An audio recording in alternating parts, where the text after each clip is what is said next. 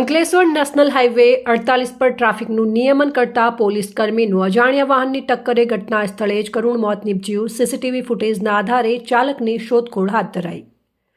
અંકલેશ્વર નજીક national highway number 48 ઉપર આવેલી પાનોલી નજીક હિટ એન્ડ રનની ઘટના એક ગંભીર ઘટનામાં ટ્રાફિક નિયમનની ફરજ બજાવતા એક પોલીસ કર્મીનું કરુણ મોત થયું છે।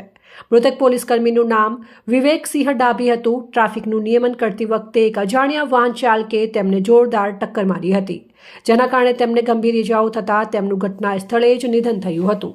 અકસ્માત સર્જી વાહન ચાલક તુરંત જ ફરાર થઈ ગયો હતો। આ ઘટનાની જાણ થતાં પાનોલી પોલીસ સ્ટેશનની ટીમ તાત્કાલિક સ્થળ ઉપર પહોંચી હતી। મૃતદેહને પોસ્ટમોર્ટમ માટે ખસેડાયો હતો અને પાનોલી પોલીસ મથકના પીઆઈ SM દેસાઈએ જણાવ્યું છે કે અજાણ્યા વાહન ચાલક વિરુદ્ધ ગુનો નોંધીને સીસીટીવી ફૂટેજના માધ્યમથી સઘન શોધખોળ શરૂ કરવામાં આવી છે। આ દુર્ઘટનાના પગલે સમગ્ર પોલીસ બેડામાં શોકનો માહોલ છવાઈ ગયો છે।